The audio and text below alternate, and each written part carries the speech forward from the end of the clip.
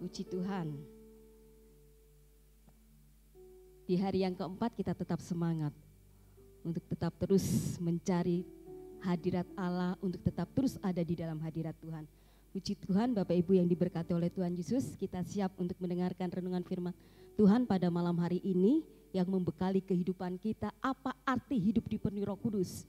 Apa arti hidup di dalam Roh Kudus itu? Mungkin selama ini pikiran kita dipenuhi Roh Kudus, bahasa roh ya. Bapak Ibu, di dalam kerajaan, di dalam kehidupan kita seringkali kita berpikir sebatas itu saja, tetapi kita akan melihat apa arti hidup dipenuhi Roh Kudus itu sesungguhnya. Tema yang diberikan kepada kita pada malam hari ini di hari yang keempat adalah peran Roh Kudus atau karya Roh Kudus dalam kehidupan orang-orang percaya adalah menjadikan kita orang-orang percaya berbuah. Jadi peran Roh Kudus, karya Roh Kudus, pekerjaan Roh Kudus di dalam kehidupan kita adalah supaya kita menghasilkan buah. Bapak Ibu yang diberkati oleh Tuhan Yesus Kristus, kita akan melihat apa itu buah roh ya. Kita sudah melihat temanya di dalam grup WA. Peran Roh Kudus menjadikan kita berbuah roh, yaitu di dalam Galatia 5 ayat 22 sampai ayat yang ke-23. Apa itu buah roh? Ya, apa itu buah roh?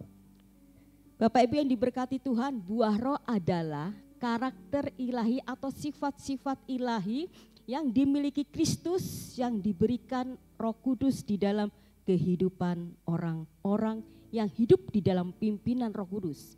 Jadi buah roh ialah sifat-sifat ilahi yang dimiliki oleh Kristus, yang diberikan oleh Roh Kudus di dalam diri orang-orang yang hidup di dalam pimpinannya. Buah roh adalah manifestasi kenyataan Kristus di dalam kehidupan kita. Dalam arti kalau Kristus ada di dalam kehidupan kita, manifestasinya itu kelihatan dengan keluarnya buah-buah roh dalam kehidupan kita. Buah roh ini memiliki 9 sifat ataupun rasa. Bapak Ibu yang diberkati Tuhan, ada 1 buah roh. Jadi kita mengeluarkan 1 buah roh. Nah, buah roh ini memiliki 9 rasa, istilahnya 9 rasa atau sifat, yaitu kasih. Hafal semua Bapak Ibu yang diberkati Tuhan? Anak-anak Tuhan, kalau kita bicara hidup dipenuhi Roh Kudus, kita harus hafal 9 buah roh. Kasih, sukacita, damai sejahtera, kesabaran, kemurahan, kebaikan, kesetiaan, kelemah lembutan, penguasaan diri. Jadi ini satu paket, tidak ada orang yang bilang begini, aku dipenuhi Roh Kudus, buktinya aku sekarang murah hati, aku suka memberi. Tetapi masih suka berfoya-foya, masih suka mengumbar nafsunya, tidak ada penguasaan diri. Berarti itu bukan buah roh. Itu adalah sesuatu yang ia usahakan dalam dirinya.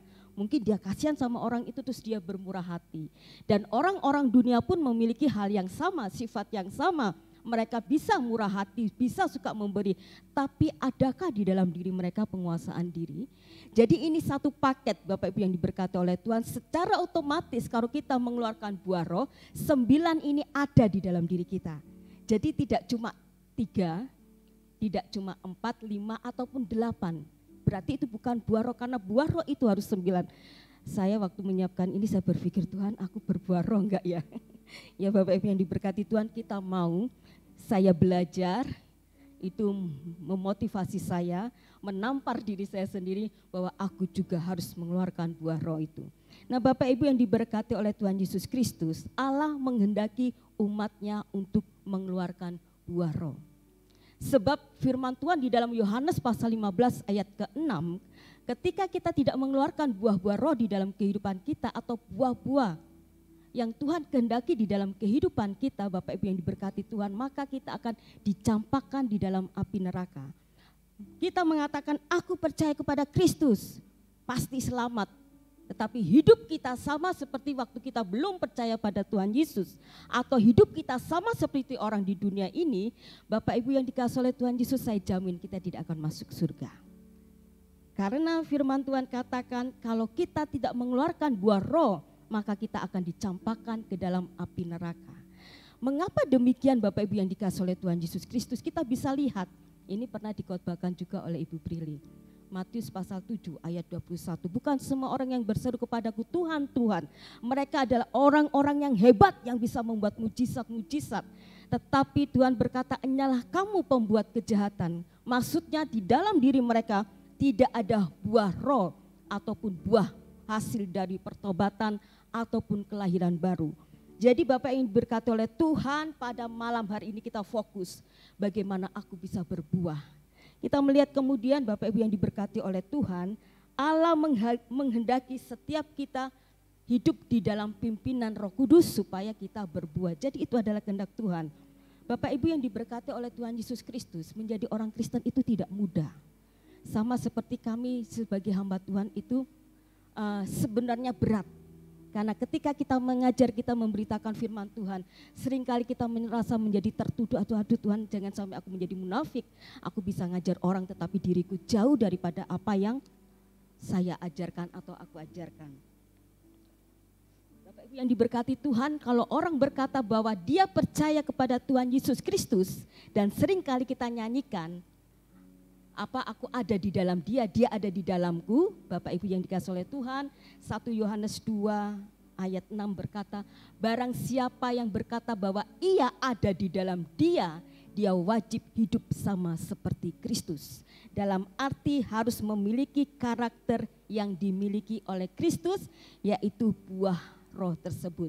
Kita akan melihat Bapak Ibu yang diberkati Tuhan, bagaimana kita bisa mengeluarkan buah roh. Karena apa? Buah roh ini tidak bisa dikerjakan atau kita keluarkan dengan usaha kita. Tetapi hanya orang yang dipenuhi Roh Kudus yang bisa berbuah roh, atau dalam arti hanya Roh Kuduslah yang memampukan kita untuk kita mengeluarkan buah itu. Bapak Ibu yang diberkati oleh Tuhan, di dalam Galatia pasal yang kelima ayat yang ke-16 kita akan baca. Galatia 5 ayat yang ke-16. Galatia 5 ayat yang ke-16.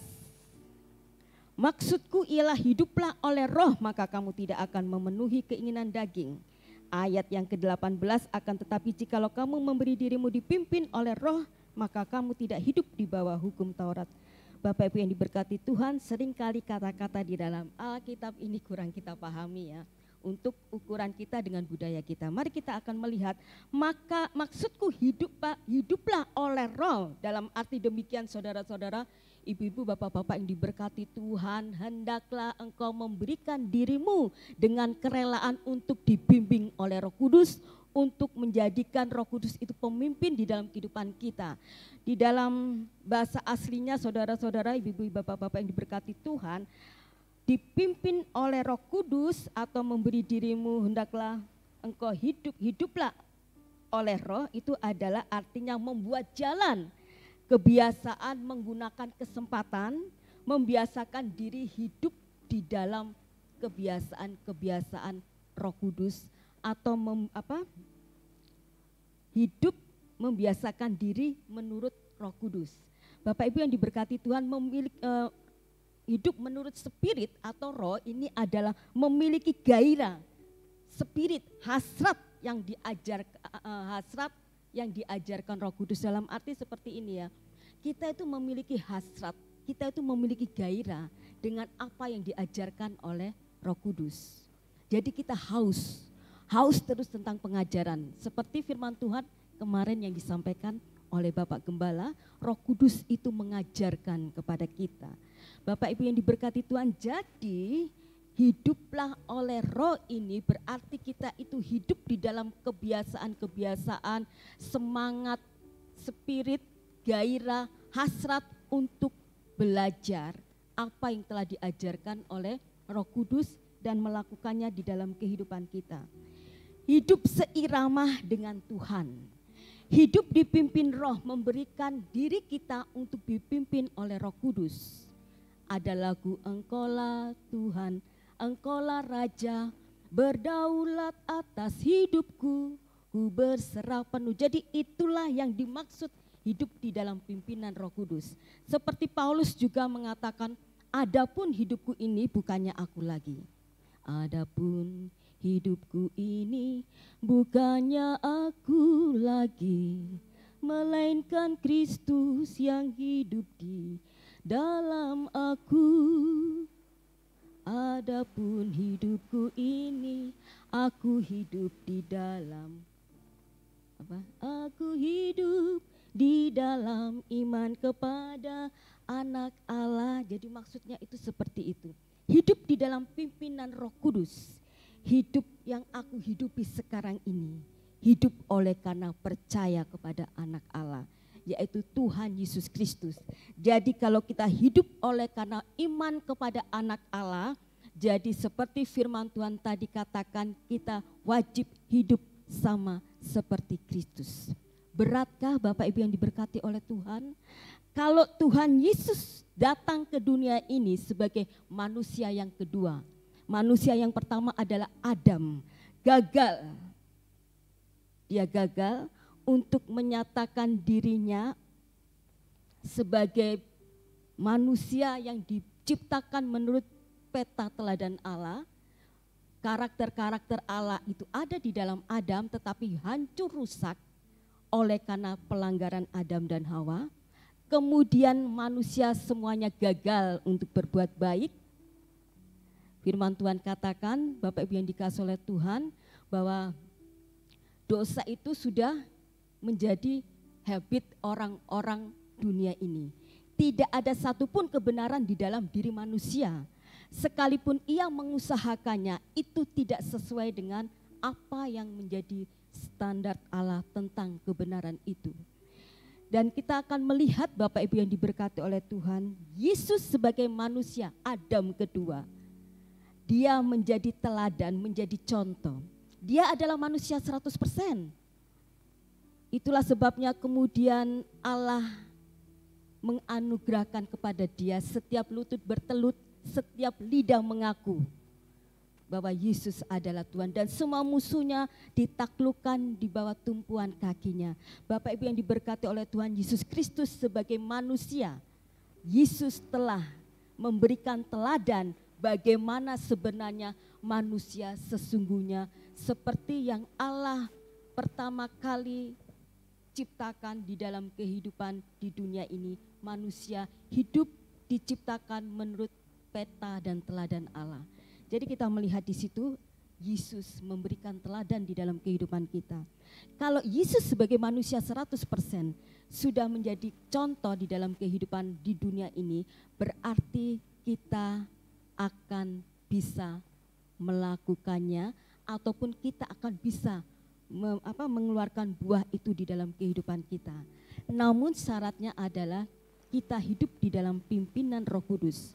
Bapak Ibu yang diberkati oleh Tuhan Yesus Kristus, kita lihat Henok. Henok hidup bergaul dengan Allah. Sebenarnya maksud artinya hidup bergaul dengan Allah, ia hidup di dalam pimpinan Roh Kudus. Hidup di dalam pimpinan Allah, ia ada ketaatan, ketundukan kepada Allah.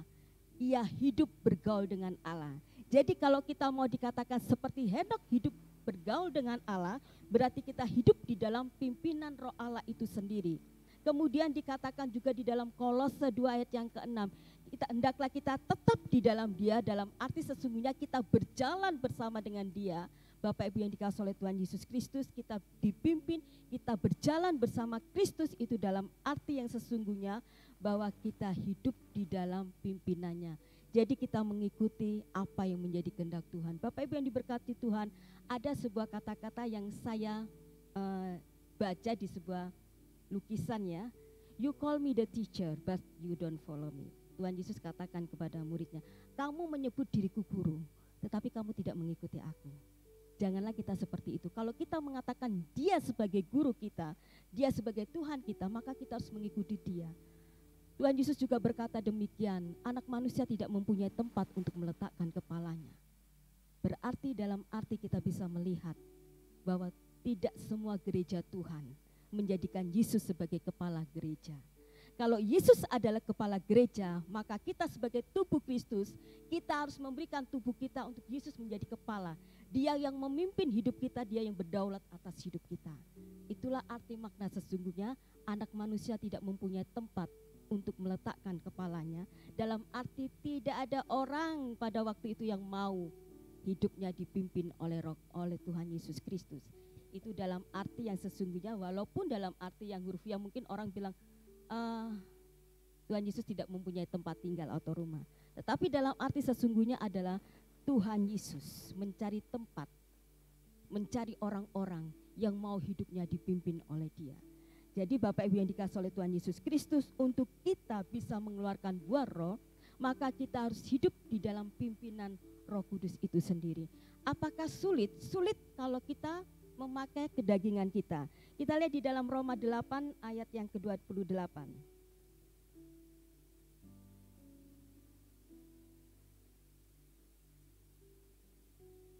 Roma 8 ayat yang ke-28. Kalau dapat ayat ini senang sekali ya Bapak Ibu. Kalau dapat ayat emas ini. Roma 8 ayat yang ke-28.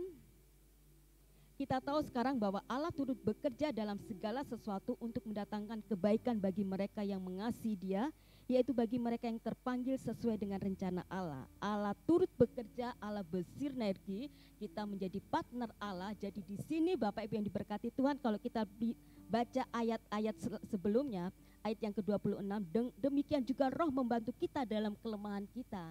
Jadi kita yang lemah ini hanya bisa mampu kuat melawan kedagingan kita kalau kita bekerja sama dengan Roh Kudus. Jadi Bapak Ibu yang dikasihi oleh Tuhan, ada kesungguhan hati kita untuk berubah. Ada kesungguhan hati kita, tekad kita untuk kita hidup di dalam pimpinan Roh Kudus. Saya percaya kita semua bersyukur sebagai gereja Pentakosta, di mana kita rindu untuk selalu dipenuhi Roh Kudus. Itu poskot saudara-saudara ya, jaminan. Dan saya melihat ketika mengapa bahasa roh atau orang yang dipenuhi Roh Kudus dan berbahasa roh adalah untuk membangun imannya. Bapak Ibu yang diberkati Tuhan, membangun imannya, diberi kuasa untuk bisa melakukan apa yang menjadi kehendak roh. Dan kalau kita melihat Bapak Ibu yang dikasihi oleh Tuhan, orang-orang yang hidupnya dipenuhi Roh Kudus, maka dia bisa menyalibkan segala keinginan daging. Saya percaya ketika Bapak Ibu duduk di sini berbahasa roh dipenuhi Roh Kudus, pasti dalam pikirannya, aku ingin menyenangkan hati Tuhan, ya kan? Yang ada di dalam pikirannya, aku ingin menyenangkan hati Tuhan. Nah Bapak Ibu yang dikasihi oleh Tuhan Yesus, tetapi seringkali setelah amin bahasa roh itu sudah berhenti, kita lupa dengan kerinduan kita, sehingga kita tidak bisa lagi menyalibkan kedagingan kita. Kita masih menyukai perkara-perkara dunia, kenikmatan-kenikmatan dunia. Bagi kita kebahagiaan adalah apabila kita memiliki segala sesuatu yang ada di dunia ini. Padahal ketika kita hidup di dalam kepenuhan Roh Kudus, kebahagiaan kita bukan bergantung kepada apa yang kita miliki di dunia ini. Tetapi kebahagiaan kita adalah ketika kita bisa menyenangkan hati Tuhan. Itulah kebahagiaan orang-orang yang sudah hidup dipenuhi Roh Kudus. Jadi kalau kita masih Bapak Ibu yang dikasihi oleh Tuhan tidak bisa menyalibkan kedagingan kita, sekalipun kita sudah berbahasa roh, berarti engkau belum dipenuhi Roh Kudus. Karena orang yang hidupnya dipenuhi Roh Kudus, dipimpin oleh Roh Kudus, dia bisa menyalibkan segala kedagingan dia. Jadi tidak menjadi ukuran ketika kita berbahasa roh, kita sudah hidup di dalam pimpinan Roh Kudus, tetapi kita tidak bisa menguasai diri. Kalau kita marah, kita teriak-teriak, kita tidak bisa mengontrol emosi kita, kemudian juga tidak ada belas kasihan kepada sesama kita, tidak ada kasih, tidak ada sukacita. Bagaimana sukacita kita ini bergantung kepada perkara-perkara dunia, damai sejahtera kita bergantung kepada perkara-perkara dunia. Kita tidak tahu apa itu kasih. Bapak Ibu yang dikasihi oleh Tuhan Yesus Kristus, kasih yang di sini dikehendaki oleh Tuhan adalah seperti kasih yang dimiliki Allah, kasih agape ya. Di sini disebutkan kasih agape, kasih yang dimiliki Allah. Kasih agape itu kasih yang dimiliki Allah. Kasih yang dimiliki Allah itu kasih seperti apa? Kasih tanpa syarat. Saudara-saudara yang diberkati oleh Tuhan Yesus Kristus, kasih filia, kasih karena kita berhubungan sebagai teman, kasih persahabatan. Aku mengasihi kamu karena kamu sahabatku, karena kamu saudaraku. Kasih storge, aku mengasihi kamu karena ada ikatan darah, karena ada persaudaraan, ikatan persaudaraan. Kasih eros, Kasih karena ketertarikan seksual. Oh, itu lawan jenisku, dia cantik, dia seperti kriteriaku. Bukan kasih seperti itu, tetapi kasih agape adalah kasih tanpa syarat. Aku mengasihimu apa adanya. Aku mengasihimu tanpa syarat. Jadi itulah kasih agape, kasih tanpa syarat yang dimiliki oleh Allah kita. Nah, Bapak Ibu yang diberkati oleh Tuhan, itulah buah-buah roh. Tidak saya jabarkan kasih atau sukacita, damai sejahtera itu seperti apa, tetapi itu contoh. Jadi kasih ataupun dan 9 buah roh lainnya itu hanya bisa dikerjakan oleh Roh Kudus di dalam kehidupan kita. Jadi kita bersinergi, kita bekerja sama dengan Roh Kudus. Itulah sebabnya kalau kita lihat di dalam Galatia pasal 5 tadi, Bapak Ibu yang diberkati oleh Tuhan, jadi ada perintah akan tetapi hiduplah oleh roh. Jadi harus ada keinginan kita untuk hidup di dalam roh itu. Kemudian ayat yang ke-17, sebab keinginan daging berlawanan dengan keinginan roh, dan keinginan roh berlawanan dengan keinginan daging. Karena keduanya bertentangan, di dalam diri kita itu bertentangan. Keinginan daging, keinginan roh itu di dalam diri kita sedang terjadi peperangan antara keinginan roh dan keinginan daging. Tuhan Yesus katakan, roh memang penurut tetapi daging lemah. Ada perjuangan di dalam diri kita. Itu di dalam Roma pasal 7 itu juga disinggung seperti itu. Ada perjuangan di dalam diri kita, tabiat dosa kita dengan dengan keinginan roh itu berjuang, saling berperang di dalam diri kita. Nah, yang menang yang mana? Itu pilihan kita, Bapak Ibu yang diberkati oleh Tuhan. Pilihan kita, kalau kita ingin keinginan roh yang menang, maka kita akan bisa memenangkannya. Jadi itulah sebabnya sering kali kita euforia ya, nyanyi lagu-lagu yang ku menang, terus ku kalahkan musuh. Bapak Ibu yang diberkati Tuhan, tetapi kita lupa apa maksud sesungguhnya, yaitu mengalahkan kedagingan kita. Itu yang terpenting. Peperangan kita yang terberat adalah mengalahkan kedagingan kita, menyalibkan kedagingan kita. Sering kali kita senang ya, aduh kalau sudah nyanyi itu jingkrak-jingkrak. Tetapi lupa apa maksudnya peperangan rohani itu. Bagaimana kita harus berjuang mengalahkan kedagingan kita. Itulah kemenangan kita. Bapak Ibu yang diberkati Tuhan. Sering kali kita berpikir kemenangan itu sesuatu yang bersifat lahiriah. Sembuh, gak punya uang diberkati. Kemenangan-kemenangan kita berpikir seperti itu. Tetapi kemenangan yang sesungguhnya, yang firman Tuhan itu katakan bagaimana kita melawan keinginan daging kita. Itu kemenangan kita sesungguhnya. Dan kita harus berperang itu bersama-sama dengan Roh Kudus, bersinergi, bekerja sama dengan Roh Kudus. Dan seperti juga kalau kita lihat di dalam Roma pasal yang ke-7, Bapak Ibu yang diberkati Tuhan, ketika kita membaca firman Tuhan, banyak hal-hal yang kita bisa gali, yang membuat pikiran kita terbuka. Bagaimana sesungguhnya aku harus hidup sebagai orang Kristen. Standar kekristenan itu lebih tinggi dari segala sesuatu yang ada di dunia ini. Dari filsafat dunia, dari agama hikmat manusia yang ada di dunia ini. Kekristenan itu adalah jalan kehidupan. Bukan tentang hukum ini, nggak boleh pakai ini, nggak boleh seperti itu, nggak boleh makan ini, nggak boleh makan itu, nggak boleh begini, nggak boleh begitu. Bukan soal itu, tetapi soal jalan kehidupan. Itu yang membedakan. Nah, kita akan melihat di dalam Roma pasal 7, perjuangan hukum Taurat dan dosa. Ayat yang ke-15 langsung ya. Sebab apa yang aku perbuat aku tidak tahu. Karena bukan apa yang aku kehendaki yang aku perbuat, tetapi apa yang aku benci itulah yang aku buat. Saudara-saudara, seringkali kita Tuhan aku tidak mau melakukan ini. Tetapi betapa lemahnya daging kita. Aduh Tuhan, misalnya dosa seks ya. Aduh sebenarnya ini dosa. Tetapi aku tidak kuat. Akhirnya kita melakukannya. Ayat yang ke-16. Jadi jika aku berbuat apa yang tidak aku kehendaki, aku menyetujui bahwa hukum Taurat itu baik. Mungkin bingung ya saudara kalau baca itu. Kalau demikian bukan aku lagi yang memperbuatnya, tetapi dosa yang ada di dalam aku. Perjuangan hukum Taurat dan dosa di dalam diri kita. Sebab aku tahu bahwa di dalam aku, yaitu di dalam aku sebagai manusia, tidak ada sesuatu yang baik. Sebab kehendak memang ada di dalam aku untuk berbuat baik, tetapi bukan hal berbuat apa yang baik. Sebab bukan apa yang aku kehendaki, yaitu yang baik yang akan aku perbuat, melainkan apa yang tidak aku kehendaki, yaitu yang jahat yang aku perbuat. perjuangan diri kita. Di dalam diri kita perjuangan roh dan kedagingan kita. Ayat yang ke-20, jadi jika aku berbuat apa yang tidak aku kehendaki, maka bukan lagi aku yang memperbuatnya, tetapi dosa yang diam di dalam aku. Demikianlah aku dapati hukum ini, jika aku menghendaki berbuat ya apa yang baik, yang jahat itu ada padaku. Sebab di dalam batinku aku suka akan hukum Allah.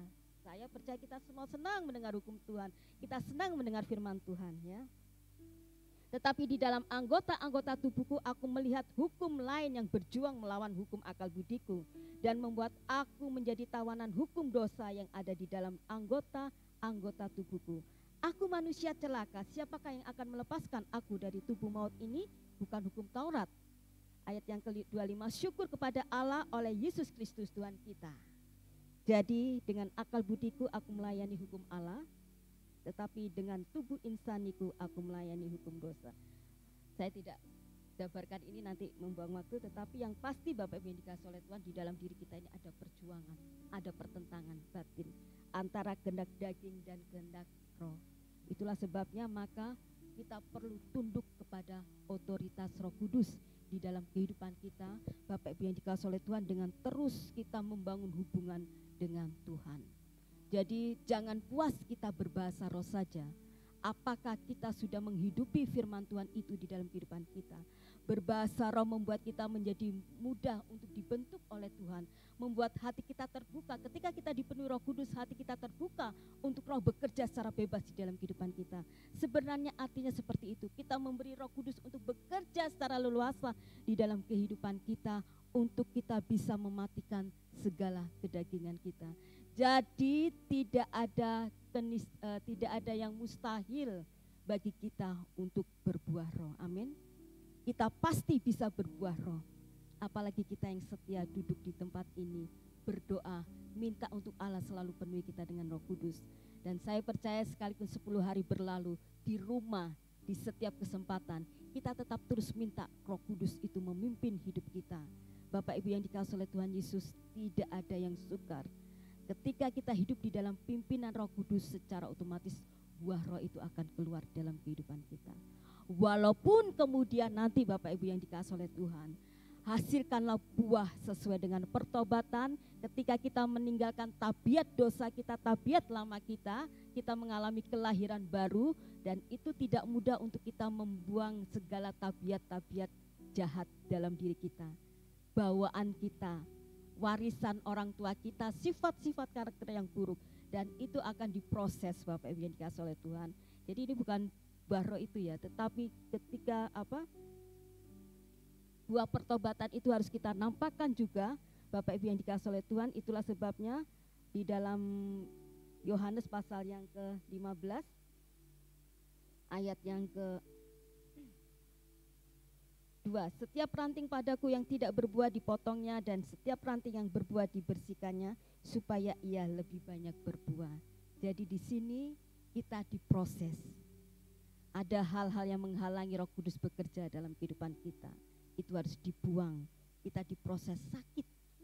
Ketika kedagingan kita itu disalibkan itu sakit ya. Jadi ketika kita diproses, ketika yang jelek-jelek dalam diri kita itu dipotong oleh Allah, itu memang sakit bagi daging kita, tetapi nikmat bagi rohani kita. Saudara yang diberkati oleh Tuhan, persekutuan dengan Allah ketika kita hidup dipenuhi Roh Kudus itu nikmat. Itulah sebabnya orang suka sekali ketika duduk hidup dipenuhi Roh Kudus, mereka berbahasa roh sampai rasanya ku ingin tetap di sini, karena nikmat saudara-saudara. Dan biarlah itu tetap terus kita rasakan, sekalipun kita menanggalkan keinginan daging kita, kita meninggalkan kenikmatan dunia ini, menyalipkan segala keinginan daging kita, hawa nafsu kita, kita malah menikmati apa yang menjadi kenikmatan itu sesungguhnya, hidup di dalam kepenuhan Roh Kudus. Jadi kita bukan menjadi manusia yang aneh ketika kita hidup di dalam kepenuhan Roh Kudus, hidup di dalam pimpinan Roh Kudus, tetapi kita menjadi manusia-manusia ilahi, memiliki sifat-sifat ilahi di dunia ini, sehingga orang bisa melihat di dalam Kristus, Kristus ada di dalam kehidupan kita. Bapak Ibu yang diberkati Tuhan, biarlah firman Tuhan ini memberkati kita semuanya. Mari kita hidup di dalam pimpinan Roh Kudus, supaya buah-buah roh itu ada di dalam kehidupan kita. Di dalam Galatia 5 ayat yang ke-24, barang siapa menjadi milik Kristus Yesus, ia telah menyalibkan daging dengan segala hawa nafsu dan keinginannya. Kalau kita pada saat ini belum bisa menanggalkan manusia lama kita masih hidup di dalam kedagingan kita masih tetap sama seperti kita yang dahulu sebelum kita dipenuhi Roh Kudus atau sebelum kita hidup sebagai orang-orang percaya kepada Tuhan Yesus Kristus, berarti kita belum menjadi milik Kristus. Kalau kita menjadi milik Kristus, berarti kita menyerahkan hidup kita sepenuhnya kepada Kristus. Apa Kristus buat di dalam kehidupan kita, terserah Kristus. Jadi apakah saat ini kita sudah menjadi milik Kristus? Kalau masih ada, saya juga berpikir berarti aku belum sungguh-sungguh menjadi milik Kristus, karena seringkali aku merasa masih suka dengan hal-hal dunia ini. Jadi Bapak Ibu yang diberkati oleh Tuhan, biarlah firman Tuhan ini mengajar kita semua, mengingatkan kita semua. Kalau kita masih terikat dengan perkara-perkara dunia, dengan harta dunia, dengan kesenangan dunia, Bapak Ibu yang dikasihi oleh Tuhan, maka kita belum sepenuhnya menjadi milik Kristus, atau bukan menjadi milik Kristus, kita menjadi milik diri kita sendiri dan miliknya iblis. Berarti kita masih hidup di bawah kuasa dosa. Tetapi kita di dalam Kristus sudah dimerdekakan dan kita serahkan hidup kita kepada Tuhan Yesus Kristus.